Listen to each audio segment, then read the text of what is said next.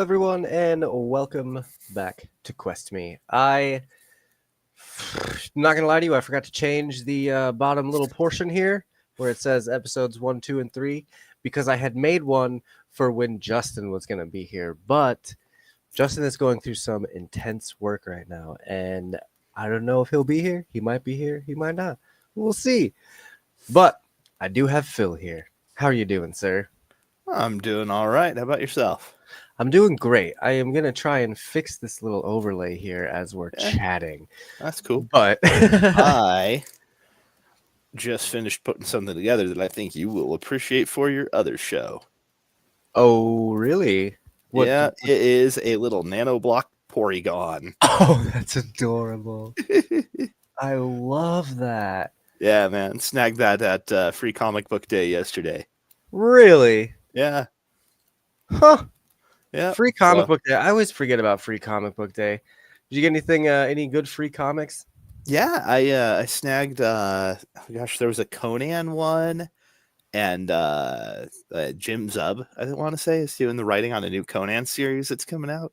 Okay. And then we got, there's a Gargoyles, like Demona focused comic coming out. Nice. Got a little preview, like first issue preview of that. Then a bunch of like the standard like teaser kind of promo stuff from DC and Marvel. Nice. DC's promoting their whole all-in line. Marvel was doing a Fantastic Four one, which I mean, with the movie coming up soon, of course, makes sense. Yeah. Got some good stuff. Got to take the kids out and go get free comics. We hit up Bricks and Minifigs. There's a little local like Lego shop, and they got to do the like build a minifigure. We have one of those out here. We have a Bricks and Minifigs out here in Omaha. Yeah, man. He got a free little battle droid. Oh, I love that. Yeah, man. Is that a Lego one or just like a little Lego battle droid? Oh, I love that. That's so cool. Well, now I'm sad that I missed Free Comic Book Day, but that's okay because it's May the 4th, and happy holidays, sir. And to you. Yeah, we are here. We're not talking about Andor episodes 1, 2, and 3. We are actually talking about Andor episodes 4, 5, and 6. I'm getting that fixed as we speak. Justin was supposed to be here at the beginning. He might show up at some point in time. We do have his segments, though. He did. So last week we had nothing from Justin. This week we have segments.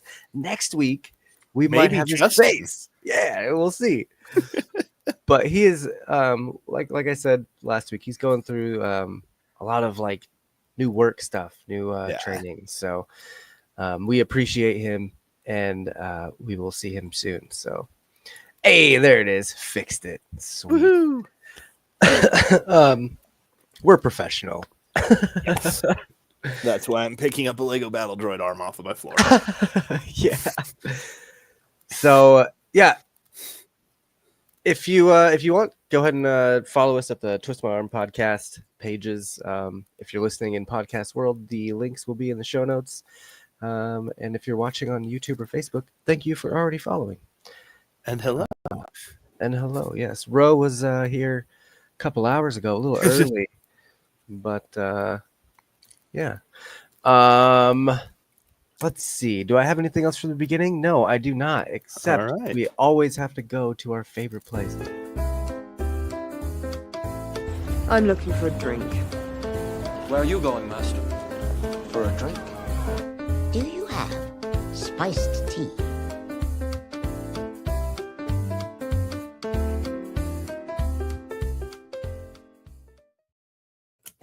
It's a bar far away where Phil takes us on a little drink quest. So, Phil, take it away. All right. So, again, tonight, I have two different options for you. I have one standard alcoholic beverage and one mocktail for you. So, pick your pleasure. Not that there are really any kids watching this season, because we did the mocktails for Skeleton Crew. For Skeleton Crew, but it has just been kind of fun to play around with, trying out, expanding my horizons with more of the non-alcoholic options. Of course, and who knows, maybe there are some kids watching this. I wouldn't recommend it. So we were given a whole array of drink options, again, courtesy of our good buddy Davos Golden hosting the party. Yes. So for our non-alcoholic option tonight, because we're in the middle of yet another heist in Andor, I have a cover story. So this is a cover story. I love that. The cover story, it is a 1/4 ounce of honey syrup, 3/4 of an ounce of blueberry syrup. Put them in a champagne flute and top it with the lemon lime soda of your choice. And it is absolutely spectacular. It's a little sweet, like sweeter than your standard kind of Sprite or what have you, but sure. It looks delicious. Right. And champagne flutes are just fun for any kind of drink. Like anything carbonated, especially. It just helps bring the flavors to the surface. It just looks classy, especially fun for the mocktails. And Oh, it's yeah. like, yeah, no. I got my drink. Well, and it looks spacey too. It looks like Exactly. it belongs on another planet in a way. And these ones are particularly fun because they are stemless. Oh, okay. So they're just Yeah. yeah. Yeah, that is good. But then for our alcoholic option, we have the Kali Cooler. Because it was the one drink we were actually given a name for out of all of the many ones we saw throughout. Yeah, this, I keep saying to myself, like these last 2 weeks, I'm like, God, Phil has got to be loving this. There's more drinking in these than there's ever been in Star Wars. I have way more options to work with than I ever thought I would with this particular series. So the Kali Cooler. It's so pretty. This is Swig. fantastic. Oh, it's actually gotten better since it's been sitting for the last few minutes. So this is an ounce each of lime juice, velvet falernum, Aperol, and white rum. I don't even know what that is. It goes in. It's included in a lot of tiki cocktails. Oh, okay. Yeah. So it's those 4 in equal parts, and then shaken and strained into again the champagne flute, and topped with soda water. So it is light. It's fruity. It's got a little bit of bitterness off of the Aperol, and then it's got a orange slice of orange peel and a slice of lemon peel both in there. And it's picking out some of the citrus elements from both of those. Just going to be, this will be a really nice summer one. But it's also one of those things where I'm sitting there and I was like, man, regardless of the recipe, I'm with Hirt on this one. I want 3 of these. Excellent. Give me 12 of them. That's funny. Yeah. Speaking of professional, I mean, you got to use one of these drinks once in those like competitions that you do. Next time one comes up, if it's something that'll fit the bill for the competition, it'll definitely come into play. And all the recipes have been saved. You just got to go to Spotify. Yep. I've got them all written down somewhere too. But, it's nice to know they're all in one place. Yeah, seriously. They're all there too. I don't think I'm missing any of them. So if anyone wants to go check those drinks out, and these ones in this episode, they are in the show notes as always. Yep. And as always, drink responsibly. Yes, sir. Yeah. Thank you, Phil, for those wonderful drinks again. I got the White Peach Summer Edition Red Bull that I'm just finishing up. It's pretty good. That sounds good. Whatever. It's not bad. I don't, I try not to drink too much during the shows, but exactly. I'm sure during the last arc, I'll probably have a few drinks just to celebrate a little bit. I should have had some today for May the 4th. What am I thinking? Oh well. Speaking of May the 4th, we got a new show that came out today, Tales of the Underworld. Yeah. What is it? I haven't had a chance to check it out yet, but it looks fun. It does. Same. I was pretty busy all day today, but I will get to it probably tomorrow. Yeah. Yeah. But it looks cool. It's Asajj Ventress and Cad Bane, I think. Right? Yeah. Just like their kind of stories of after the Clone Wars and before A New Hope and stuff. So It's only like 6 episodes, so it's okay. I'm sure they're short episodes too. They're like little 12 to 15 minute Yeah. episodes, shorts or whatever. That's usually what those are. But but, well, playing more with the bounty hunters. yeah. And although Asajj isn't like my favorite, I do really like Cad Bane. So See, and I love Asajj Ventress, always have. really, Yeah. I don't know. She just never really. Never clicked with you. Nah. Eh. She just seemed like cannon fodder to me, you know. And then 1 they and just 2. what? What? Well, I mean, like it was like Darth Maul was cannon fodder, and they resurrected him. You know, Oh, like yeah. they seem to do that with a lot of Star Wars. Nobody ever dies in Star Wars. It's kind of like Marvel. Nobody ever dies in Marvel. They're always brought back somehow. So this week we are talking about Andor Season 2, Arc 2, which consists of episodes 4, 5, and 6. I'm breaking this down by arcs now because I feel like it's easier that way.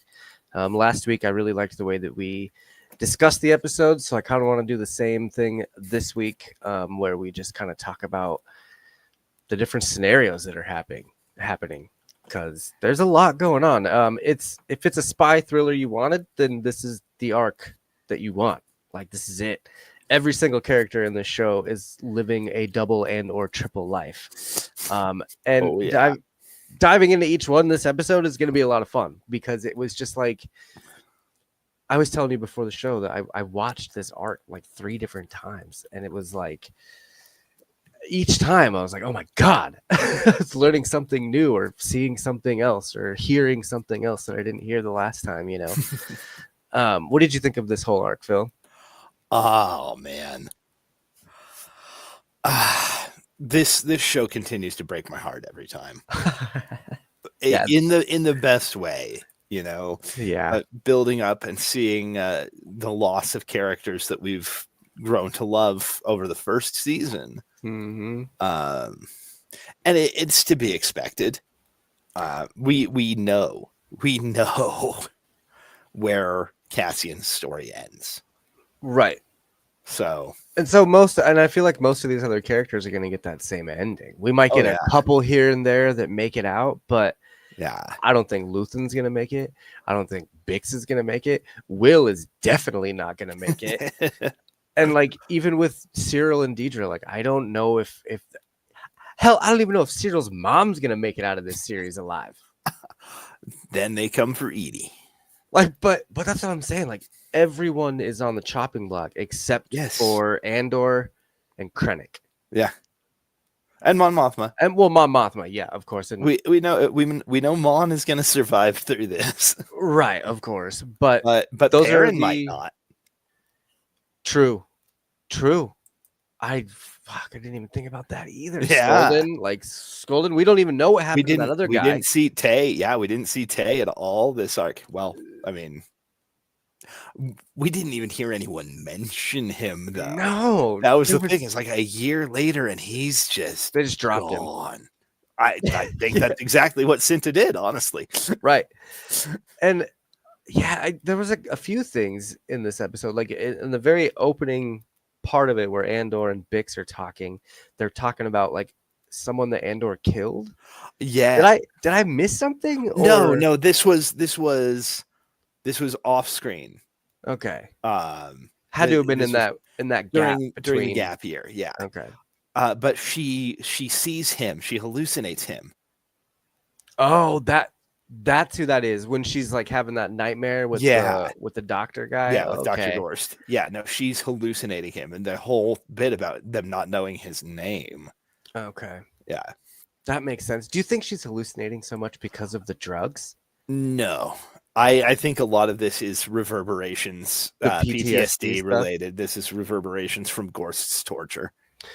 That I could see that. And hopefully, I mean, after this arc, hopefully those nightmares kind of stop. I feel like she got a little bit of resolution. I think she got something, but that doesn't necessarily mean that it's going to make those nightmares stop. Right.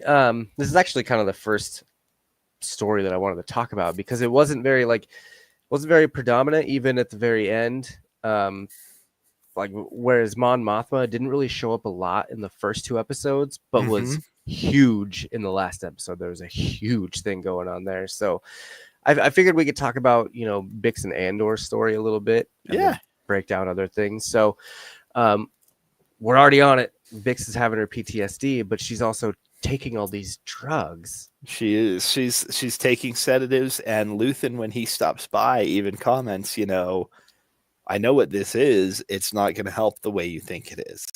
Right. Like saying that the nightmares are going to come back even worse. I wonder if he has experience in that, where like when he first started working as a rebel or something, started having some PTSD and used some drugs, Yeah. No, maybe he's a druggie himself. He's probably trying to steal that for himself. He does pop in and like try and take the vial from her, and she knew exactly what was going on. Well, and I don't think he was trying to take it for himself. I think know. he was trying to just get it out of the house. Just be like, no. I agree, but I needed to have this here. It would just be funny if Luthen was just a raging space heroin head. Just constantly dropping sedatives himself. Yeah. I don't know, man. He changes wigs way too frequently for that to be the case. Right. Do you think, does Andor know about the drugs that she's taking? He might suspect. Because he might even know. And it might just be something where he's trying to ignore it. He might also be completely clueless. But he also might be okay with it if it's helping her sleep. Yeah, he might be like, okay, just that, for a little bit. I think he'd be mad at her if he found out that she's hiding it from him, and I think we'll probably see that come up in the next arc. Yeah, for sure. Which is going to be what? Are we at 2 BBY now in the next arc? Yeah. Because do you know what happens in 2 BBY? The Gorman incident. Historically, there's a little Gorman incident that happens according to Rebels. The Gorman massacre. Oh, because we talked about that first episode. Yeah. And Andor is like, he's trying to take care of Bix, but he keeps getting like pulled away. Yeah, like he Luthen keeps getting called off to work on his own. Right. And so it was interesting to me that Luthen was so sneaky about in this arc with Bix and Andor. Like he was trying to I'm trying to figure out still what he was doing, because did he really suspect that Bix wouldn't say anything to Andor? That she would just be like, oh yeah, nothing happened. Everything's fine. Like, I think he hoped that she wouldn't say anything. I mean, but whether he honestly didn't expect anything, I mean, I don't know. The Bix and Cassian's relationship has grown a lot of complexity. They've grown back together because they used to date on Ferrix, right? And then she dated Tim. That guy. Yeah, how'd that work out for him? Well, snitches get stitches. But yeah, so I just feel like he was trying to drive a wedge between them in some way, but he also might be playing wedges on Corellia at this point. Right. But it's like, I'm kind of starting to think Luthen is losing a lot of faith in her, and like he might do something a little drastic. It kind of feels like he's losing faith in himself too. I mean, Clay has to call him out on shit. Yeah, but he did specifically say, he was like, there's so much going on, I can't keep up with it. And I mean, to an extent, that is his fault. True. He is the one that has put his tentacles out everywhere. I think he has overextended himself. But like Lonnie says, in their whole ISB meeting, they're all feeling kind of overextended right now. Yeah, it seems like on every side, like there's just a lot of people are getting tired. Everyone's in over their heads. Yeah. Everyone. Yeah. So And I love it. I just like everyone, even down to Bix, everyone is living yeah. this double life because I don't think Bix is actually telling Andor about the drugs. I don't think she is telling him either. Whether he knows or not is a different matter, but I don't think she's telling him. Yeah, so that's going to be something that comes up in this next episode, and who knows? Hopefully she doesn't like overdose or something, because like we said at the beginning, not everyone's going to make it out of this alive. Mm-hmm. It would be very interesting if that were to be the case with Bix. Yeah, but because we know she's not around by the time he goes off to recruit Jin or so. Right. Yeah, she's. Oof. Yeah. Oof. And then it seems like we get K2 somewhere along the way. So yeah, K2's got to show up in the next arc. He has to.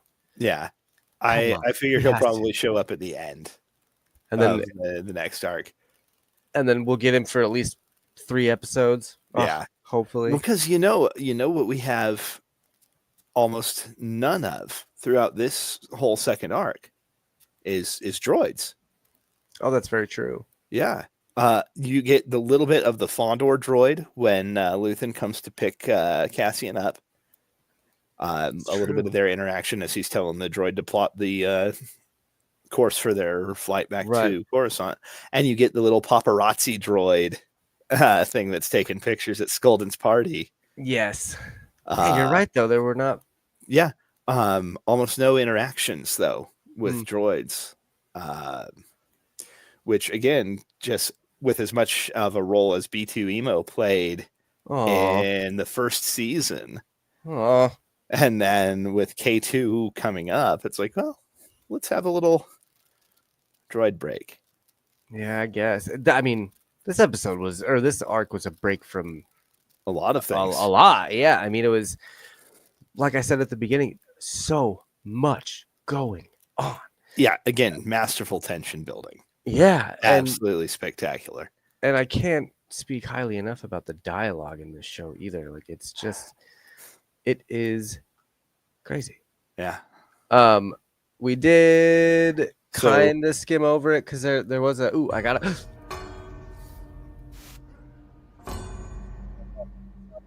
timer. And it comes in episode 4 at the beginning when Bix and Andor are talking at the table. This is Phil's first one-chimer. Living like this, mission after mission. If it's a war, and you keep saying it is, and I know that you're right, but if it's a war, it's not up to us what we save, what we lose.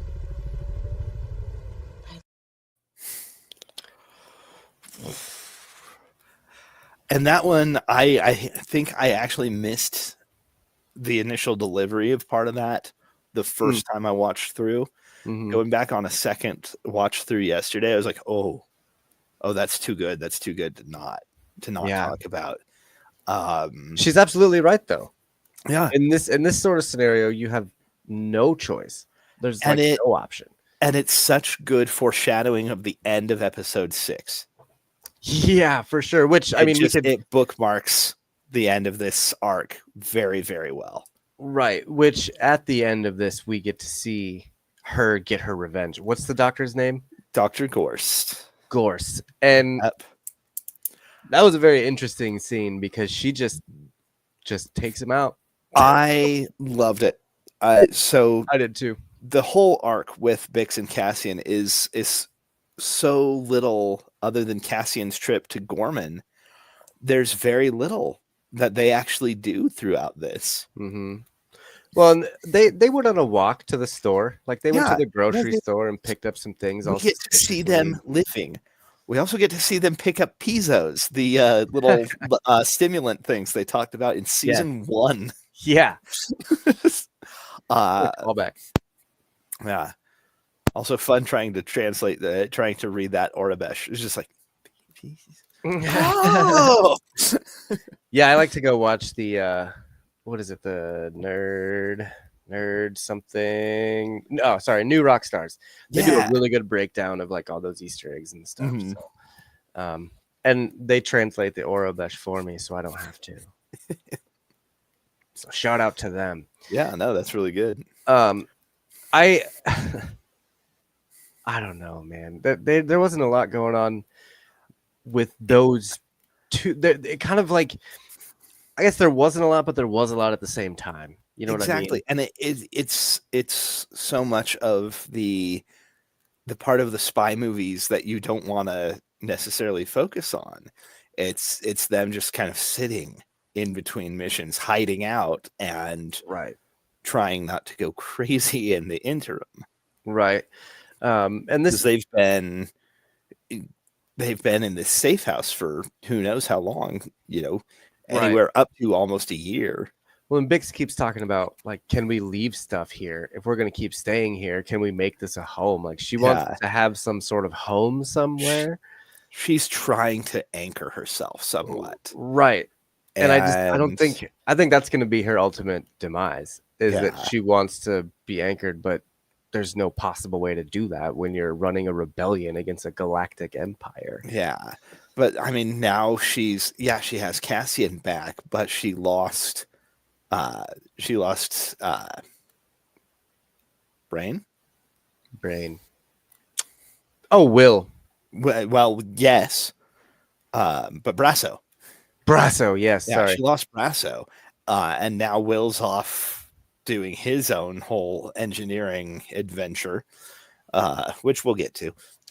Yeah. We'll talk about that next because that was another one. Like, yeah. Sorry, go on. Just she's relying much more on Cassian to keep her anchored now when she had these other familiar elements before. Right. She doesn't even have B. B2 Emo's left behind on Mina Gal. That house just seems so dreary too. That's the thing. It's not supposed to be, a home. It's a place to hide and lay low for a while. Right. I don't think she expected it to be so long. And that, I think, is what's really hurting. And she's stuck there too. Like Andor gets to go places, Will gets to go places, but she literally can't because of her health. They continuously said throughout this arc, we need you healthy. We need you healthy. Yeah. I didn't actually end up pulling that clip. Oh, that's okay. But that was another one-timer where they had talked about, we need you healthy, Bix. And even she says, oh, you need me healthy, like as in a smart-ass way. And that's how you know she's pissed. So, yeah, it's interesting arc, and I'm excited to see where she goes in this next set of episodes because it'll be interesting for sure. But we did touch a little bit on Will. He's off with Saw Gerrera. Yeah. What? How?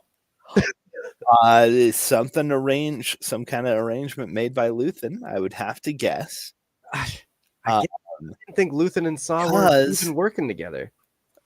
Not necessarily, but I mean, there's a good possibility that Will has been teaching this fuel siphoning trick to people around the rebellion, and it's just Saw's turn. Oh, that could be. God, Saw's so crazy though, man. My man has been huffing a lot of fumes. Is that what it is? He's huffing paint. He's fucking huffing spaceship fuel, man. Now I don't know. He's had, according to him, he has been doing this. He has been relishing the scent and the effects, the effects of this rhydonium exposure since he was a prisoner as a young man. I wonder if he's gonna get overexposed, and that's why he has a respirator. I think that's a lot of what leads him to be in the condition he's in by the time we see him in Rogue One.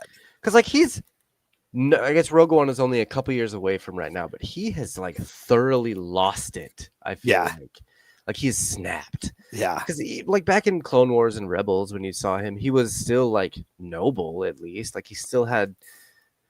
I mean, obviously he has something to fight for, but I feel like he's just a little too extreme. Yeah. Well, and his techniques that he has been using to fight the Emperor to fight the Empire have always been kind of more extremist than other members of the rebellion. There's a reason that his partisans usually go and do their own thing and don't cooperate with other cells. Right. Yeah, he's So- just him talking like because clearly Will is like expendable to Saw, and Yeah. there was that conversation with what's his name, the traitor, where where he's just like Pluty, not Pooley, Pluty. Pluty, that's right. And he's like, accidents happen. Pluty's like, what are you gonna tell his friends? And he's like, accidents happen. And it's like, dude, that's such a warped view. To be fighting such an evil empire, but to be doing so much evil yourself. Mm-hmm. It just kind of seems counterproductive, Oh yeah. Like what's Saw's end game? just to kill as many Imperials as he can, and I mean what? Because he's not trying to help everybody. Clearly, It's hard to guess. I mean, it's hard to kind of read into that, and I honestly kind of love that we don't get that much of his motivations yet. Yeah, I don't think we ever will get much of his motivations unless we go back to Rebels and see when he was quote unquote sober. So I mean, chronologically at this point, we know that he has already raised and trained Jin. Okay. How crazy would it be if Jin shows up? I don't expect it because she was away from Saw for a long time after that. Like he came and found her as a kid after Galen got. That would be a cool story. I'd love to see Jin Erso's story. Just more of her backstory between now and. Yeah, mainly because I love Felicity. Yeah, she's great. But I think that'd be a fun story too. Yeah. Anyway, sorry, sidetrack. No, you're okay. There is a lot going on with Saw. I love his X-wings. And they're also, fun fact, one of our Grogu eggs. I don't want to play the thing, but one of our Easter eggs of this, one of my favorite ones, is they're on Dakar. Yeah, they're like literally the Resistance base because it's the same thing. Like, I swear to God, that's where the Resistance was in what was it, episode 7 and 8. I guess it would have been. That's gotta be. It is. But real quick, because this is something we actually missed talking about last week. Oh, okay. That's planet. Right. So the planet, when Cassian takes the TIE Avenger and he's when he lands and is being held captive by the My Pay Brigade. Mm-hmm. He's on Yavin 4. Right. How did we mess that up? Because it's like a one-shot thing. I know. You don't even when he takes off again, you see the the Maasai? Yeah, whatever. Like a temples on Yavin 4. Yeah. Yeah. I can't believe we forgot to mention that. Yeah, no, you see the tops of a couple of the Maasai temples on Yavin 4 as Cassian leaves, and it's like, oh, yeah, that's where these guys are hiding out.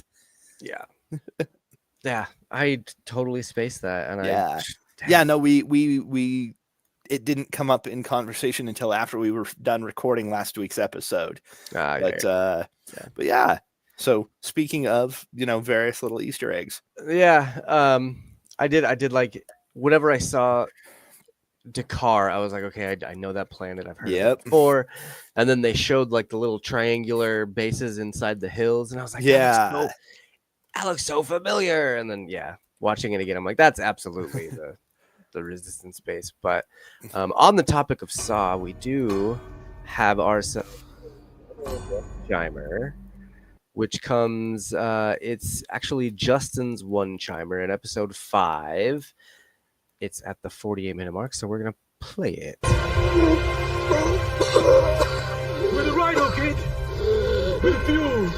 With a thing that explodes when there's too much friction in the air!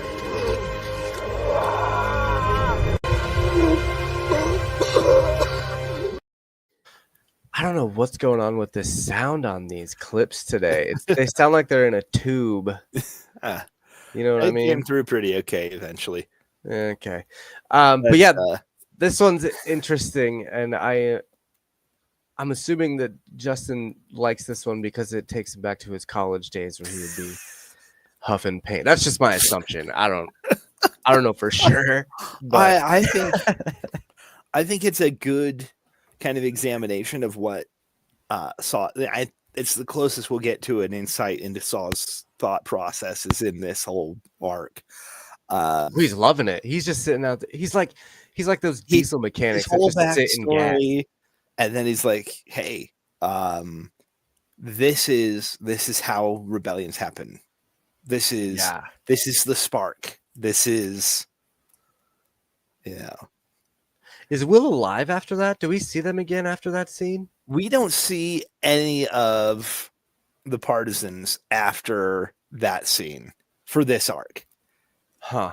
And my guess is that yes, Will is still alive, but he's also gonna be be fried, dude. He's gonna come back with the drug rug on. I think I got the black lung pop. No, he's gonna have the dreadlocks. He's gonna have like a dog, and he's gonna be like, "Nah, peace and love, bros. Just have some of this gas." God. I don't know. It's a very interesting part of this whole arc, though. I wasn't expecting it, to be honest with you. Whenever he just shows up with Saw, I was like, "Oh wait, Saw? He doesn't have. He's got both of his legs, and he doesn't have a Darth Vader mask on. Weird."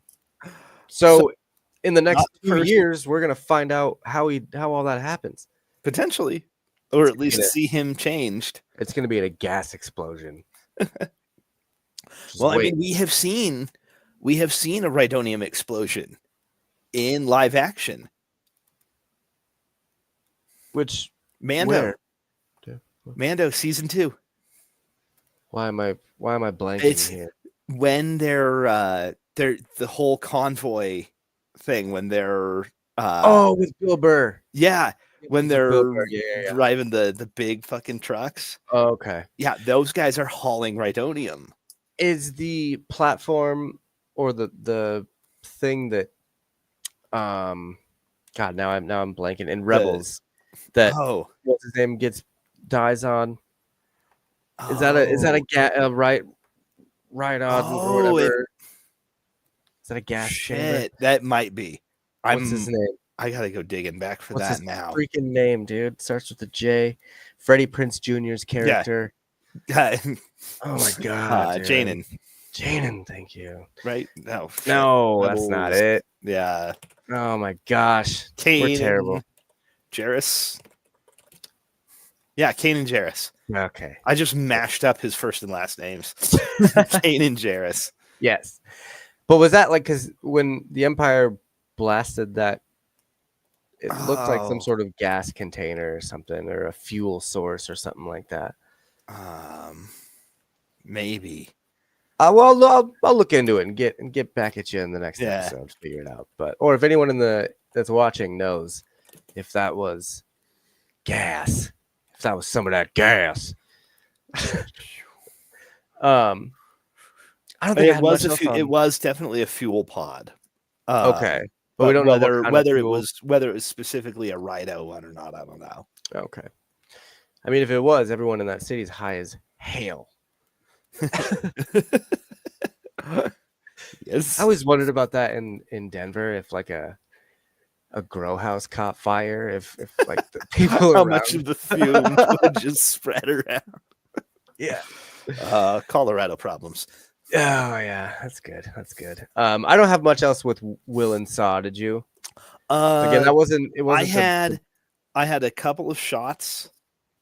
Oh, you did. I'm sorry. No, it's okay. There were was the one two different shots. episode 5 from the same episode. Yep. Yeah.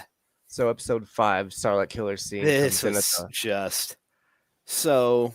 This is all of Saw, two tubes and all of the rest of Saw's partisans standing up here on this cliff, and you can see down by the lights, by the pipeline, where the X-wing is parked that they're working on refueling. And I just love the distance. Yeah. Just the realization that Saw and Will are down there by the X-wing, and everyone else in the crew is way the fuck up here on this cliff, out of the way in case Will screws up. Yeah, but he's not gonna screw up. He won't screw that up. He's too good for that. I love how I guess I forgot to mention this, but I love how Will doesn't tell them how he learned anything. So that's smart. I agree. Because, well, first off, if he doesn't tell them who taught him, they can't kill him and go back to get the people who taught him. But his dad is the one that taught him, and his dad is dead. So it's also, a little bit of him covering his own backstory and not wanting to talk too much about his past. That's true.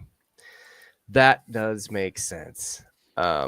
Great shot though. I really do love these overhead shots. And who's that alien in the front? What is that guy doing? Oh man. That guy. I'm not sure. Yeah, it was and then you had another one with so it was like right before that shot. I should have done this one first, sorry. Oh, it's fine. But it was right as they were leaving what is it, Dakar? As they're taking off from Dakar. And I just love this shot because this is after Saw has said that, they're taking off, they won't be back, and burn everything that you're not taking with you. Just this shot of Pluty, the ostensible traitor, whether he actually was or not. Was he a traitor, or was Saw just high? ¿Por qué no las dos? Fair.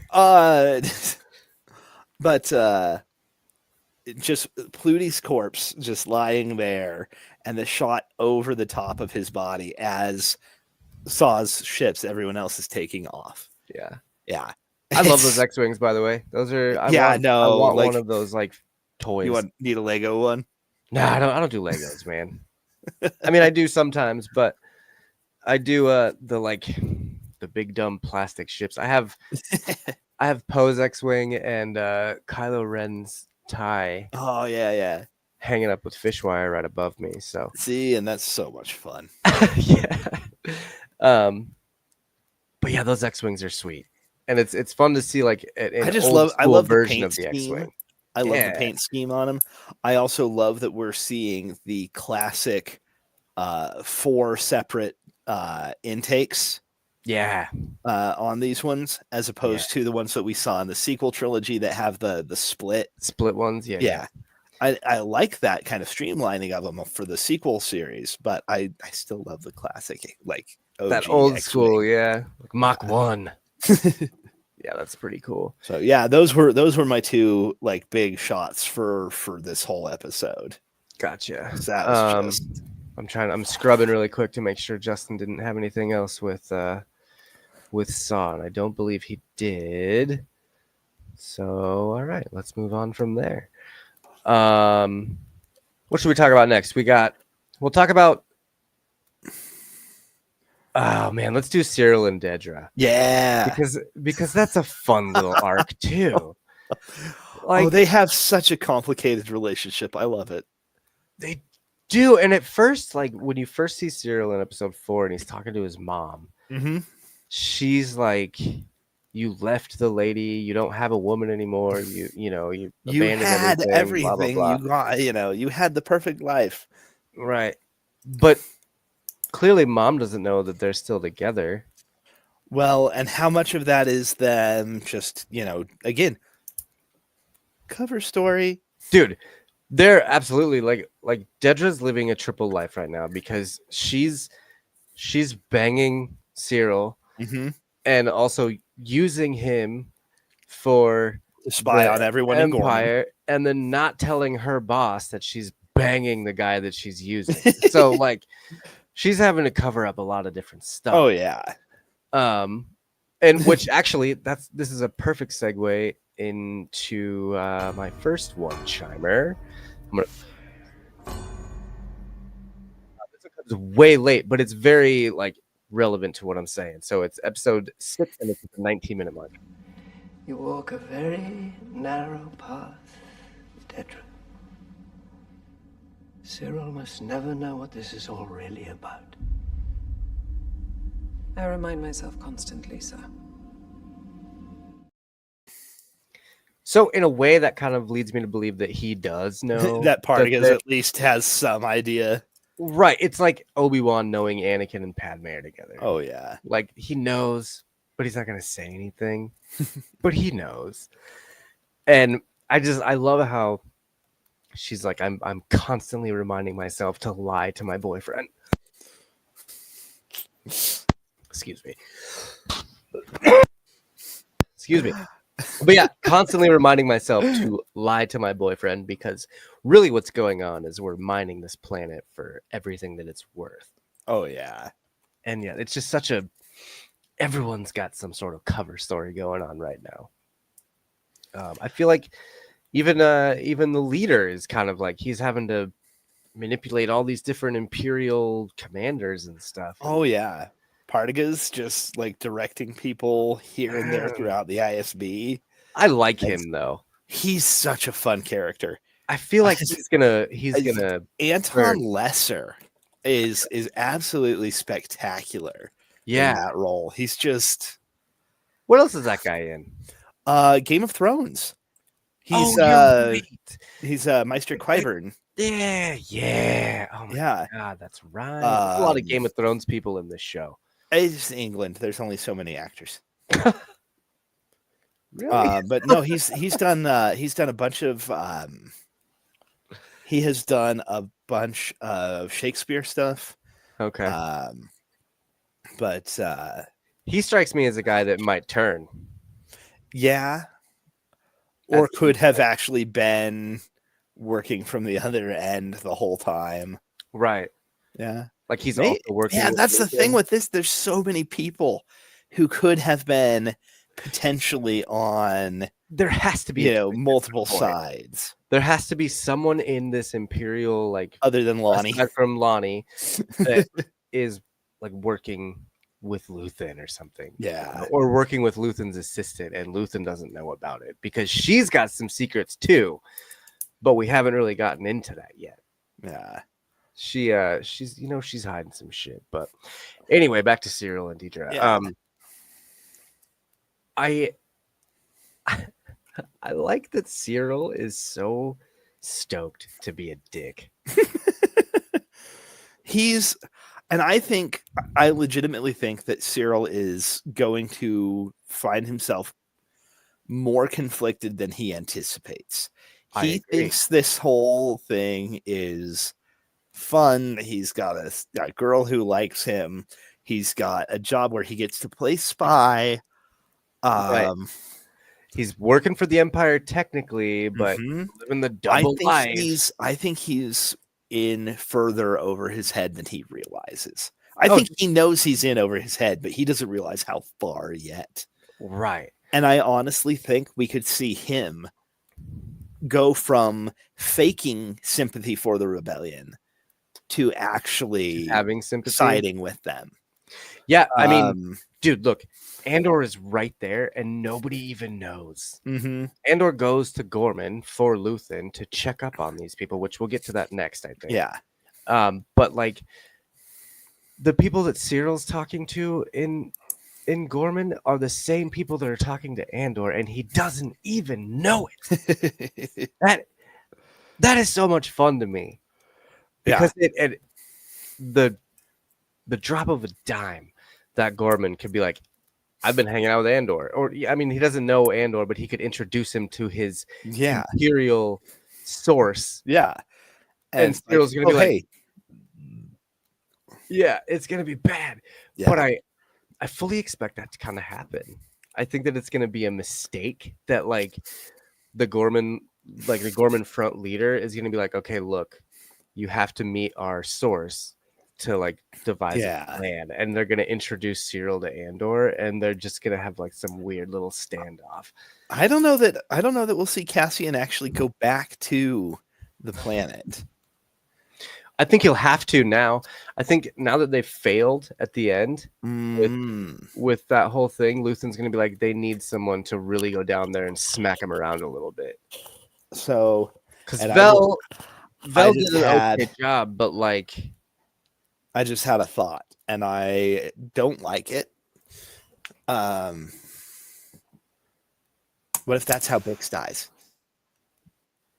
Ooh, on Gorman? What if Bix is one of the victims of the Gorman massacre? Dude, what's the Gorman massacre even gonna be? We don't even know. I know that we're splitting the Tarkin element out, but we still have the impending. Like, Tarkin already parked his ass on a bunch of people, so like he's not gonna do that again. Yeah, exactly. They're gonna do something else even more sinister, I think. He's overseeing the construction of a new battle station. Right. And that's where Tarkin is this whole time, is basically like personally overseeing the construction of the Death Star. Right. Have they been mining the stuff already? The Talkite? Yeah. Probably not yet.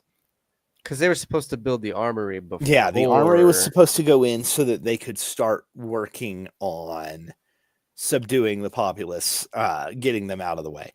I think the Gorman arc for the next 3 episodes is going to focus on everything that builds up to this massacre, and then we'll go from there. But that I think is, I would bet that is what happens to Bix as she gets kind of caught in the crossfire. That whatever happens there, that's when we lose Bix. That's and I don't want to make that prediction because I love her, but but again, knowing that not everyone makes it out, right? And I think she might tell herself after what she did at the end of episode 6. I think she might tell herself that she's better and that she's ready, and that she's and then she'll just go out way too early on a job, and it'll be something on Gorman, and Andor is going to be like, "You did what?" And I could see that happening for sure. Yeah. Oh man, that's interesting. I wonder if we're just gonna stay on Gorman for the rest of this series. I think we'll stay there through the next 3 episodes. I don't know that we'll have reason to stay there after that, though. We still got to get Kino back.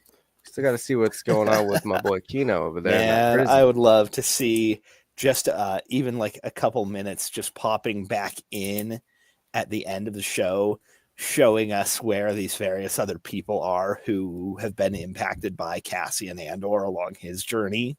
Yeah, I would love to see him come back, or Andor just go there to save him. The thing is, we know that one of the other prisoners from Narkina 4, was it Narkina 4? Yeah, I think one of the other or 5. One of the other prisoners from Narkina. He got out with Andor, and they split. Or they went their separate ways, though. I don't know if we'll see him again. But he's in Rogue One. Oh, really? He's the leader of the main like rebel squad. That is like the actual like ground forces that are dropping in. How did I not know on that? I didn't know that. We talked about it. We talked about it. We actually did cover that when we were talking about season 1. Okay. Yeah. All right. That makes sense. All right. It's been a long time since season 1, so that's probably why I forgot. Yeah. Well, so maybe we will see him again then. Maybe, I don't know. We might see him. Yeah, Narkina 5. We might actually see him show up again before the events of Rogue One. But yeah.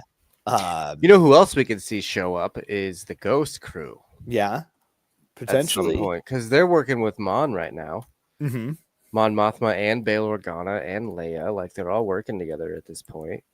There's a lot of other stuff happening right now. That's Jyn is off doing her thing. Mm-hmm. Han Solo Mhm. right now is doing his thing. Dang, there's so many. We're not going to get any cameos. I think Tony No. Gilroy had already said that we're not going to get any major cameos, but it'd be interesting. Yeah. Interesting to see that. This show is just, I don't know. It makes me want more of this kind of grounded type of Star Wars. You know? Yeah.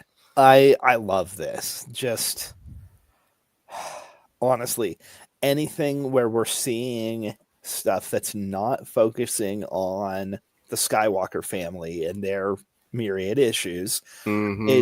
is just such a nice change of pace. Right. Yeah, I would love to see more of this kind of stuff too. I'm sure we'll get something, but Oh yeah. let's All see. right. What is this So here? I think I have. that's Cyril and Dedra. Anything else with Cyril and Dedra? I am going. Behold, turn out the lights. Oh, that is the one. Yep, Yeah. that is the other one for I gotta play it. Yep. Just one chimers was this scene right here. An hour. Turn out the lights. Can't believe you had me followed. Turn out the lights. Ooh. He thinks it's so hot that she had him followed. Cyril's kind of winning this season, you know? A little bit. I mean, more so than he was at the end. Yeah, in because season 1. what is it? What is it's he says? I think it's episode 5 when he's like, "If I were to say this was the greatest day in my life, would it ruin it?" He like gets praised for his good job, and it's like, Artigas said he's doing good work. yeah, but they're just using him. Yes. They're just building him up to rip him down. So Yes. They poor Cyril. He's gonna turn. He's absolutely gonna turn because he's gonna find out that Deidre's been using him the whole time. The and Empire's it's gonna been break using him. It is. It's gonna ruin him. And then his mom is gonna be like, "I told you so." He's gonna kill his mom and then turn to the rebels. No, but I love what we're seeing on Gorman. So many thoughts on the fashion and culture on Gorman alone. I don't think I had anything else.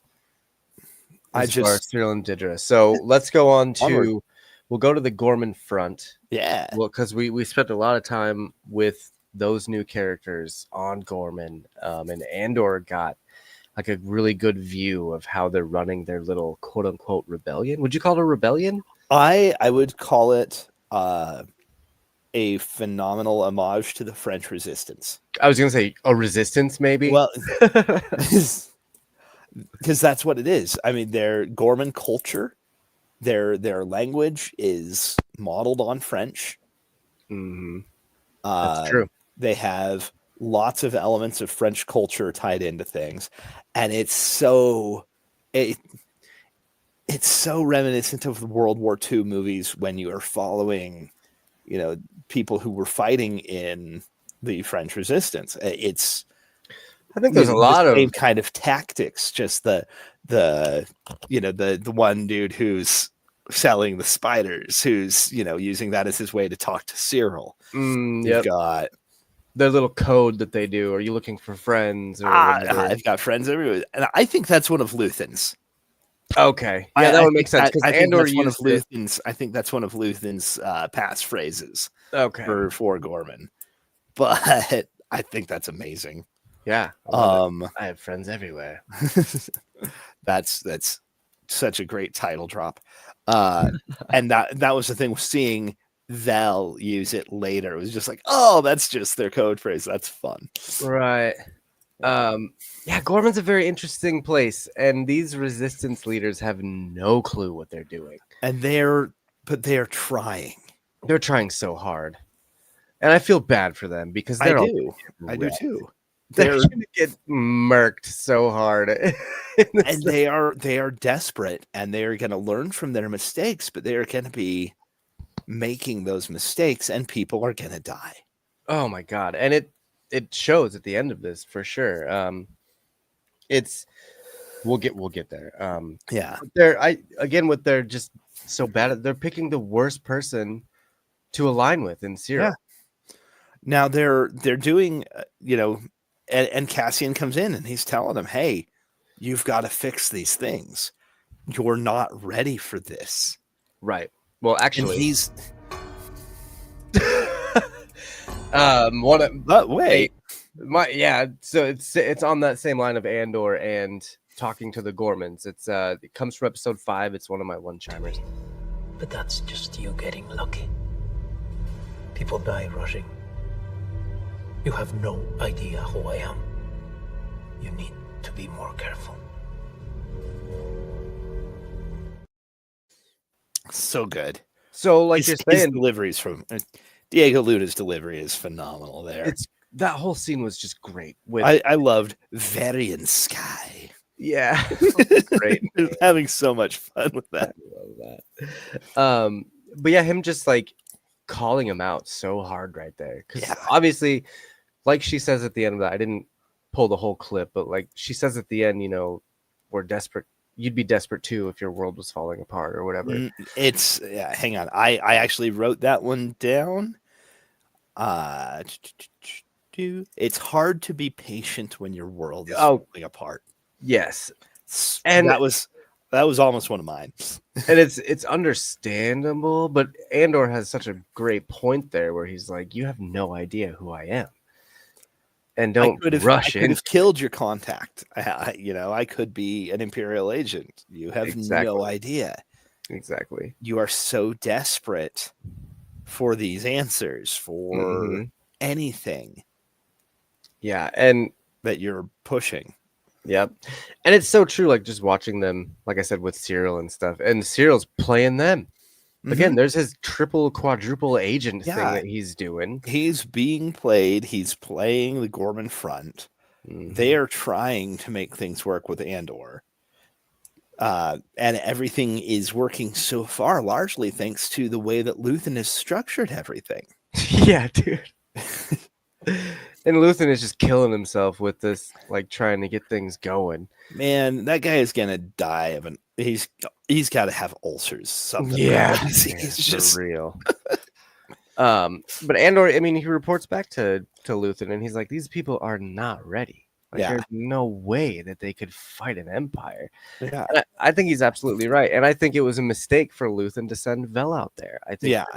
I think they really should have waited to do anything drastic because they played right into the Empire's hands. They did. They did exactly what the Empire wanted them to do. But I also sympathize with Luthen on this, where he's saying, think of what it would mean to have a world with the wealth.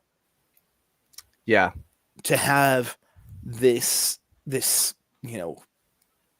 incredibly rich world suddenly turn. Yeah. Would do so much for the rebellion. And another one-chimer I didn't actually end up pulling, but it was when Andor asks, and what if it goes up in flames? And he says, it will burn very brightly. Right. And we all know that we're going to get something going up in flames. And I think this is actually one of, if not the catalyst of like more planets falling in line with the rebellion. Oh, yeah. No, we know that at least canonically in new canon, not Legends, we know that whatever happens on Gorman is basically part of what brings Bail Organa on side. Gotcha. We'll talk about him in a minute. Which I was gonna say we could just do it right now because Bail Organa got recast. Yeah, we only see him briefly in this episode, but you said he was gonna be in. He's gonna be coming back in. Okay. Because otherwise, with such a small part, I don't think they would have even needed to bother recasting him if they'd not planned to have him in more episodes. Right. Unfortunately, Jimmy Smits was, hitting a scheduling conflict, and people had been talking about, he's starting to be kind of too old to be convincingly playing this younger version of this character. Which I get. He was absolutely phenomenal in the role. I think that Benjamin Bratt will do well. Yeah, I had no issues with it. I mean, it happens. It's a thing that, like you said, when people get older, and he was already looking kind of old when And we saw him we in were like talking in our Obi-Wan. chat. We were talking in our chat the other day, you know, that he's that Jimmy Smits is almost 70. Oh yeah, dude. He can't And- pass as a 29-year-old right now or whatever. You know, he can't 35. reasonably pass as someone in his mid 30s anymore. Yeah, that's Um, crazy. and No, I had no issue with it. I and think he's fine. and Genevieve O'Reilly, who plays Mon Mothma, is like 20 years younger. Right. You know, she's she- coming up on 50. She's 48, I think, right now. And I think she's around that same age in like A New Hope anyway. Yeah. Or in whatever Return of the Jedi, whatever it is. When we see her in the original trilogy. Yeah, like she was pretty young when she first played Mon in was it episode 3. Yeah.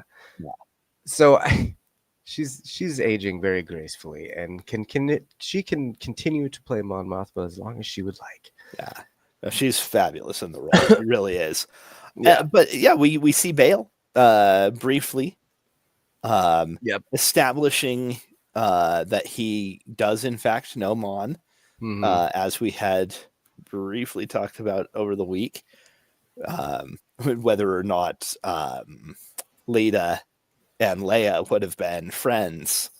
Their parents were contemporaries. Yeah, that's right. Yeah. Leia, I think, would actually have been a little bit older than Leda, you know, a year or two. I think you're right, because Leia was 19 in A New Hope. Yeah. So she would have been like 16 in this or something. Pretty close to the same age, but yeah. Yeah, it was interesting. It wasn't as jarring as I thought it was gonna be. Yeah. He did fine, and I think he'll do fine in the next arc. And yeah, no, I think he will too. And you know, I'll reserve a little more judgment for his casting. For some actual lines. Yeah. Yeah. when we see him have actual scenes. Yeah. He's also, you know, older, but not as old as Jimmy Smits. That's like an 8-year difference, something like that, 8 or 10 between them, but something around there. So back to the Gorman front. Yeah. There wasn't a lot more to talk about other than, you know, because we got into Andor calling him out. Andor did, like we said, talk to Luthen at the end and basically told him they weren't worth it and that, you know, it's all gonna go up in flames, blah blah blah. So Luthen disregards everything that Andor says and decides to send Vel to Gorman to help them with heist, basically.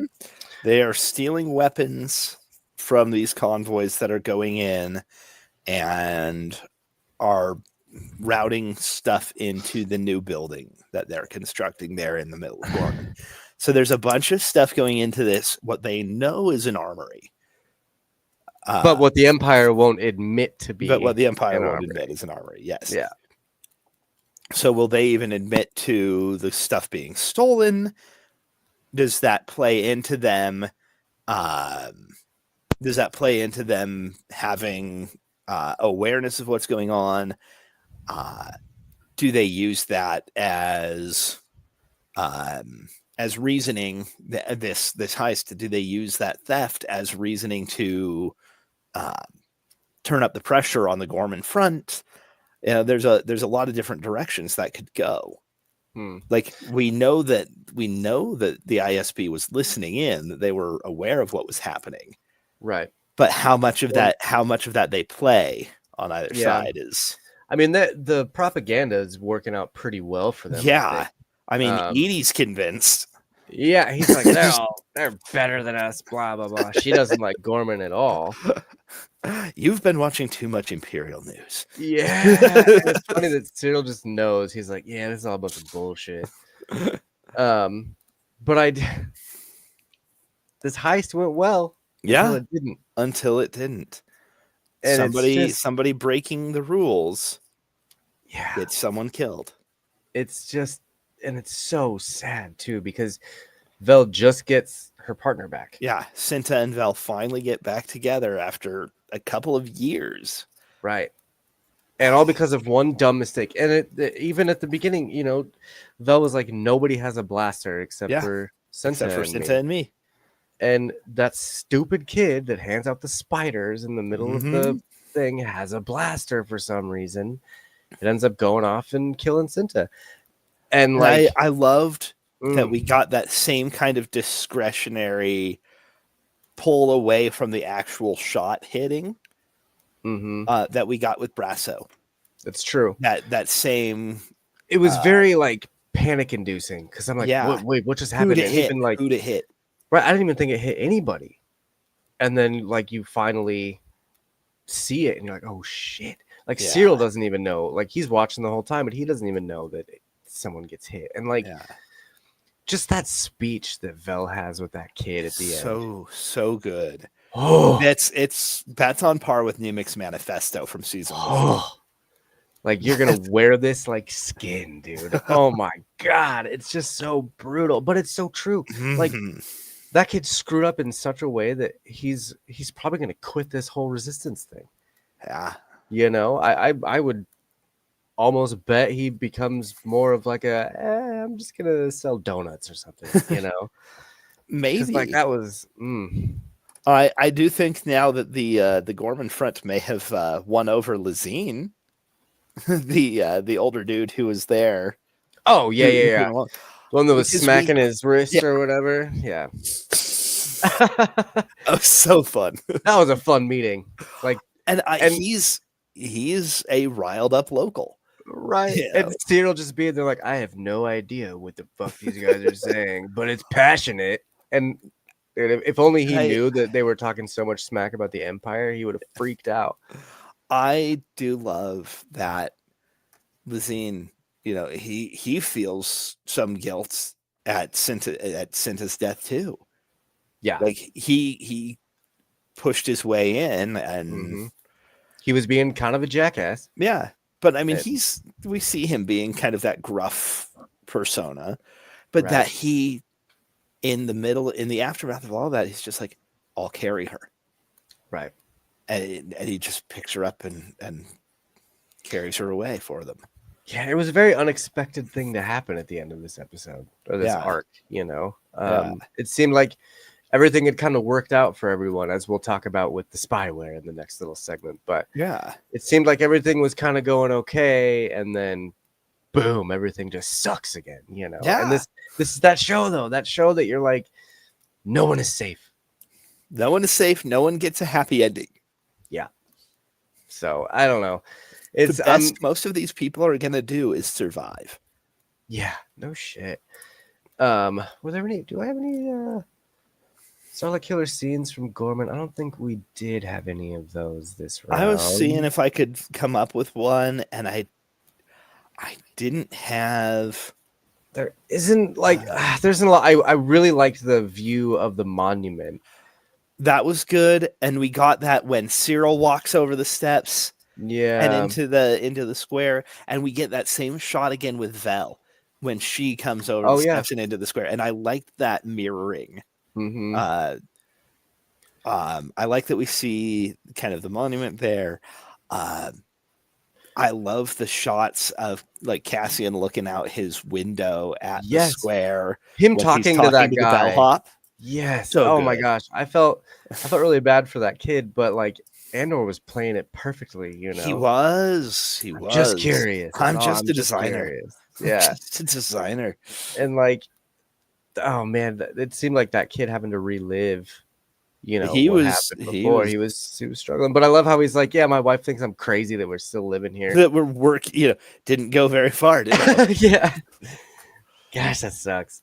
Yeah. I bet we see more of him. I like the one aerial shot we got of the city where you see kind of the Star Fort layout of things. Oh, sure. Yeah, that was a really good, like the one good kind of establishing shot we have of Gorman. That one was good, but there was not anything that had that same just kind of like, oh, I have to show this piece to somebody. Yeah, I didn't have a lot of those either. I'm sure we'll have some more Gorman shots though in this next arc. Oh yeah, because if there's going to be some sort of massacre, I am stoked to see how that goes. Was there anything else in the there's Gorman a quote plot? for the night, right? Right. I mean, look, I'm not excited to see the massacre per se. I'm excited to see what it is. Oh yeah, 'Cause no, it's been talked about so we're much. happy to get more information. We don't want to, Yeah, I see don't people want. die. I don't want a massacre, but I don't want a massacre, but I kind of want a massacre. You know what I'm saying? Yeah, Was no, there I didn't anything have else? anything else from. I didn't have anything else from Gorman. Okay, so then, From either Cyril and Dedra or the Gorman front. That's all I got. so I think the last thing we got to talk about is Luthen. and Mon, and just kind of that whole story, and what's his name, Skolden, and that whole party and stuff. Davos Skolden. Yeah. First of all, what's her name? Clea is just listening to everything, dude. And I get the feeling that she does this a lot. I mean, it's her job for one. But It is. Even when she's trying to like sell merchandise, she's back there listening on the radio as people are walking in. Yeah. But I get the feeling that without her, a lot of Luthen's goals would never have been completed. Oh, I have her. Let's see. In my notes, Clea is the unsung hero in this. She's definitely not making it out alive. Yeah. But she's kind of the goat for Luthen. Yeah.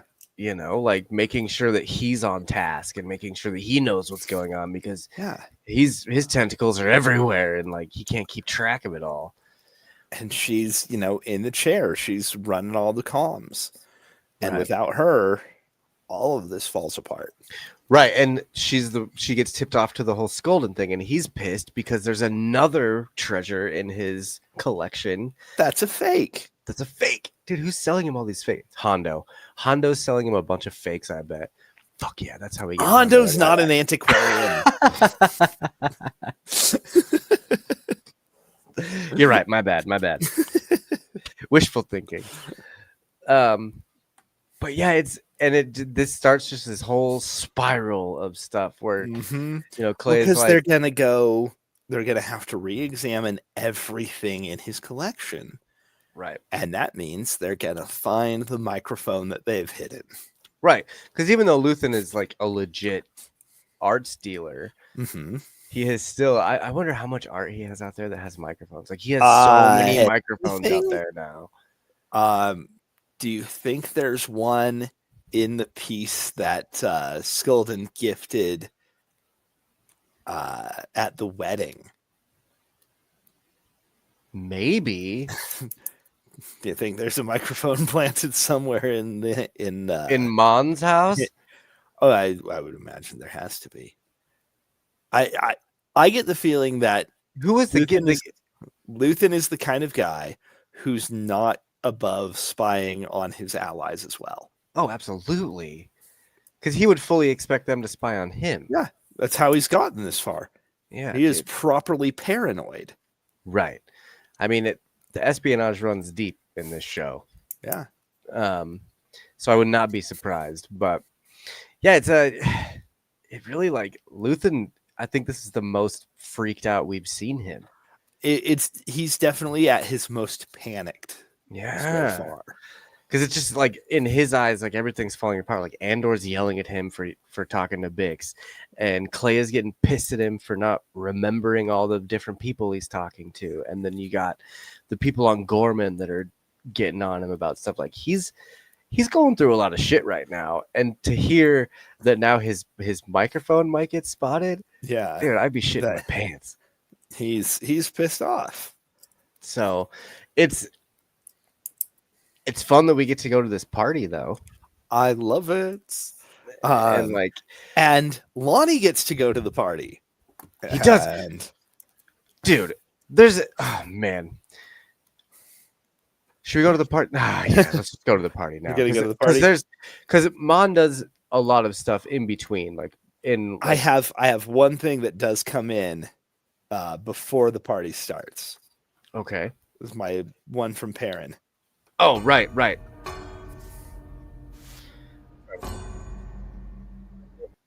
It is episode 6? Yes. Mm-hmm. It's tough squeezing a whole year's worth of insincerity into 3 nights. You'll figure it out.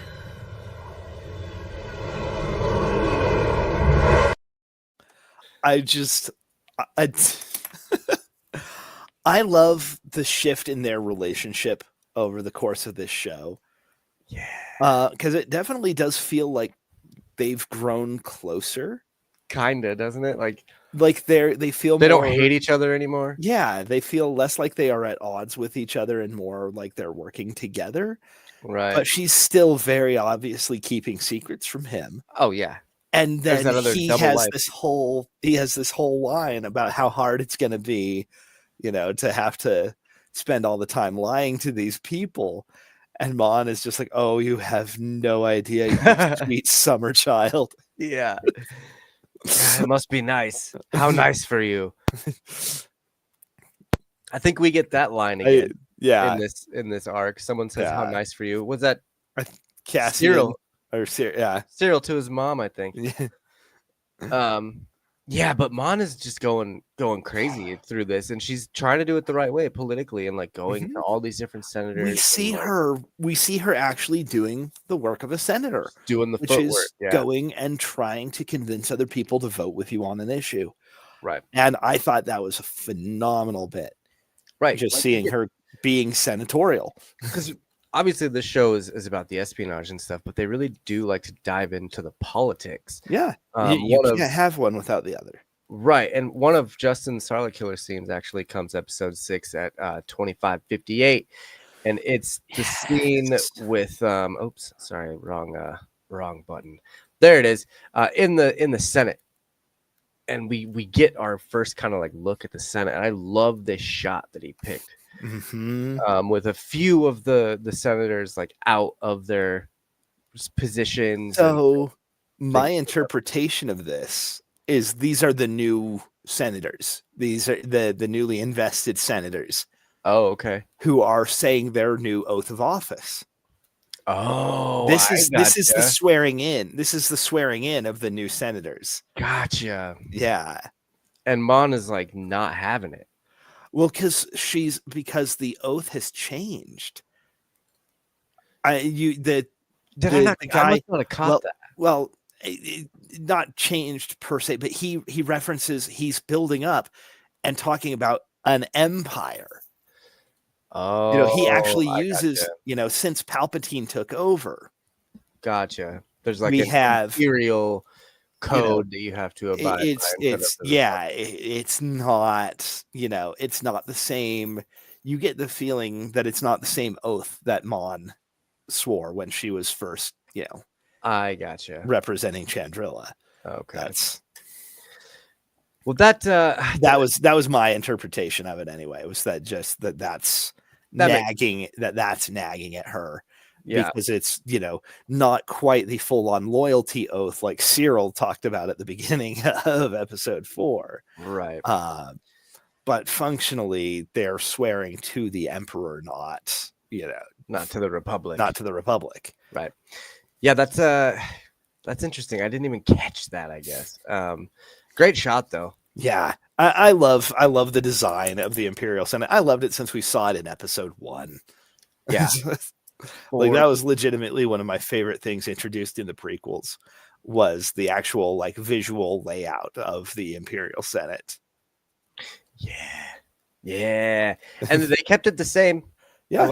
I like that Palpatine has kind of kept it the same from the physical Senate chamber hasn't changed. It's right. Isn't there a part in like the original trilogy where they talk about the Senate and how it's like barren or something? How nobody. Yeah. That at the beginning of episode 4, when they're talking about that, Palpatine has just dissolved the Senate. That's right. Yeah, that's right. So like it just doesn't exist anymore. Yeah, it's no longer functional. It's all him. I got all the Emperor. Yeah, that's we're getting there. We're getting closer. A little more rebellion and we'll get there. So I didn't expect to see Krennic at this party. I don't think Mon did either. But we have what is it? Starts with an L. With the one Lonnie. not Lonnie, the other older guy from The bald guy. yeah. Lonnie asks him where his friend is. He'll be along. Oh, okay. You see him like not quite like clinging on Krennic's cape the whole time, but basically Yeah. just lurking in his shadow for the rest Yeah. of the party. That's true. I love how Clea uses Lonnie in this. Oh, it's so good. It's so intense, dude. The Well, and she knows him because he's also working for Luthen. But just her whole bit about me, we right. You know me. we came We're into the flirting shop. now. Yeah. Right. She comes in and she absolutely commands everything else in that scene. Yeah, and I love Lonnie's just. Poor Lonnie. Ugh. He manages though.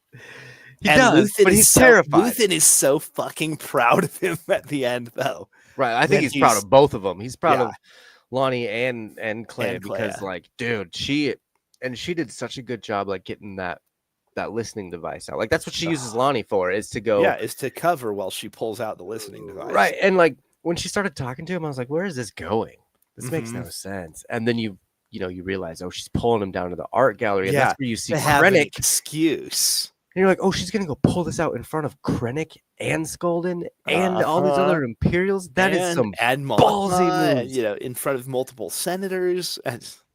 Ballsy, dude. Like, could you imagine if she got caught? And if Lonnie got caught with her?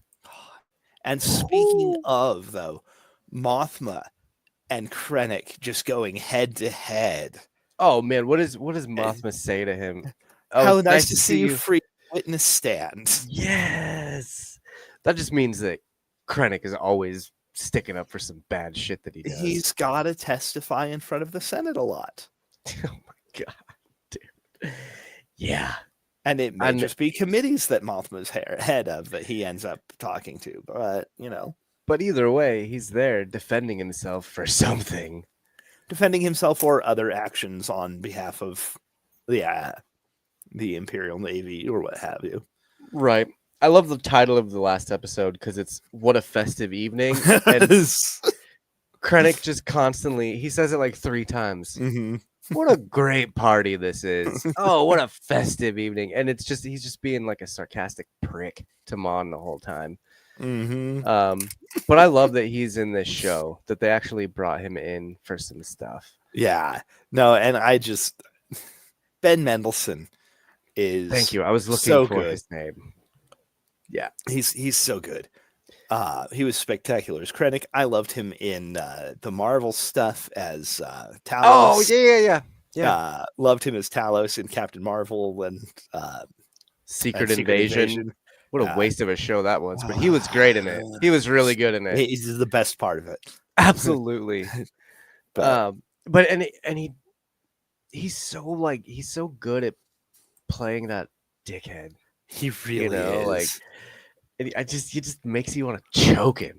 And it's funny because you and I actually both picked this one chimer here at the end. I gotta play. Yes, because but like he's so good at being that asshole that Luthen and Clea have a fun little conversation at the end here. Ain't all you like at work. Should have killed Krennic while we were up there. That's the spirit. It's so good. They should have killed Krennic while they were up there. Why not? That is like the best possible note for that to go out on, though. Yeah, and it kind of goes out like that's the most positive note we get on this arc. Is that with they get that listening device of the kind of epilogue for that episode with Bix. Yeah. I mean, I wouldn't say that's much of a high note though. Like, yeah, she gets to kill a couple people, but like, as all superheroes say, does killing really make it better? Yeah. Well, it might for her. I mean, personally, if I went through what she did, it prevents Gorst from getting to expand on whatever he was planning to do. Yeah. And the guys who were supposed to be overseeing him were busy drinking at a party. Oh, that's right. How funny. Mhm. Man, Bix. Do you think Luthen tipped Bix off about that? Oh, absolutely, yeah. No, I think That just kind of clicked in my head that that's probably what happened. yeah. No, he said that he'd find other work, and that he had something else coming. Something more exciting. Something more exciting. Interesting. Save her, let her get her in with this revenge thing. Yeah. And boom, suddenly she's back in the fold, no questions asked, and bringing Cassian along for the ride. Yep. Dang, what a good arc this was. I mean, like I said, I had to watch it a couple times to fully understand what was going on in this. I sent you guys my notes like a couple hours before the show because it took me that long to like get them all together, really. And it's like I'm really excited for the next couple episodes because I really feel like this arc was the one that just sets everything up. Yeah.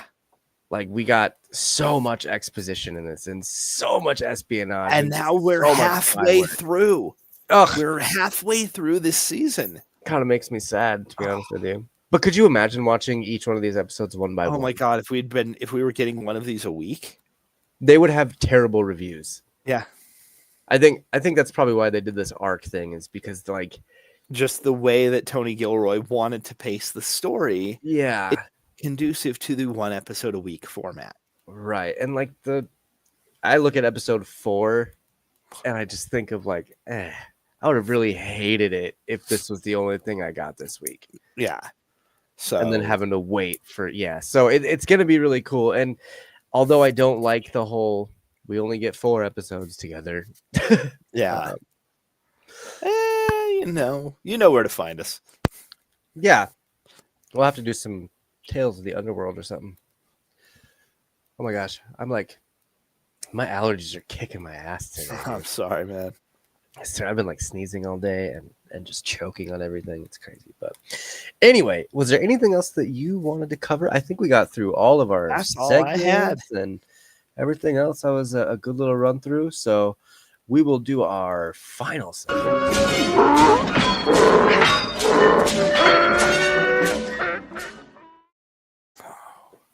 Which, as always, numbers.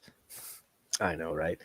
But it's cool because we're only doing one number for the entire arc. I don't want to rate each single episode. I just want to do the whole arc. I let you go first last time, so I'll go first this time. Yeah. I'm actually just gonna rate this one a 7.5. Okay. Again, I really liked everything that happened. I liked the setup, but I'm waiting for the delivery, like for the rest of it. Okay. I'm hoping that, because it was a little kind of boring for me, I guess. Yeah. And like I said, I had to watch it so many times just to like catch everything, which is great. I'm glad that there's some rewatch value in this, but like, I don't know, man. It wasn't. I'm ready for the payoff. Mm-hmm. Like, it was a great setup, and I'm hoping that the payoff is worth it. Yeah, but I'm going 7.5 on this one. And for much the same reason, I'm gonna give it an 8. Okay. Yeah. We got a lot of character development out of this. And we know we're going to be jumping forward another year in the interim before Tuesday night's episodes. Right. So we're gonna see how far the Gorman front has come. Yeah. We're gonna see how far Bix has come in her recovery. We're gonna see how far Mon Mothma has come in her rebellion attempts. Like, there's gonna be a lot of stuff that's gonna be like, oh shit. Yeah, and it's funny because if we were to rate each episode, I definitely 4 would be the lowest, 5 would be a little bit higher, and 6 would be the highest rated episode. Yeah. No, I think 6 is probably my favorite episode of this season so far. Okay. So far. But again, Gilroy is masterful at building the tension and just cutting away at the right moments to bring you back over to somebody else. Yeah. And just spiraling you across these different threads. Yeah. And just twisting everything. He's so good. It's so good. Yeah, again, this is probably the best Star Wars property that we've gotten as far as like, just story building and character building and stuff like that. Yeah, I'm excited for the rest of it. So Yeah, cannot hopefully- wait to see what happens this week. yeah, hopefully Justin comes on with us. We'll be back to our normal scheduled We'll be episode back next Saturday night is the plan. Yeah. This week it was look, I'm a huge Nuggets fan and Avalanche fan, and they both had game 7s last night, and also it was May the 4th today, so happy May the 4th to everyone out there. It was a perfect time to do the episode. So It really was. And we were hoping we'd have Justin with us, so Yeah, there was good reason to not do things Yeah. last night when we thought we'd be all here today. yeah, it's all right. He'll be with us eventually. If only for one episode this season, that's fine too. But We'll be miss happy you, to have him Justin. when we get him. Yeah. So, well, thank you guys for watching. For the people in the chat and all that stuff, didn't have too many talkative people except for Rage Quit over there. God, I need to figure out how to kick you out. But thanks to everyone that kind of stopped in and checked us out, and anyone that's listening in podcast land, make sure to go click on those links, give us a follow, subscribe, all that stuff. We have a ton of backlogged episodes for you to check out. So thank you again. There has been a lot of Star Wars content in the last few years, man. Yeah, absolutely. All that being said, though, I have been your host. I'm Phil. And of course, my name is Josh. We're going to talk to you next week. May the Force be with you.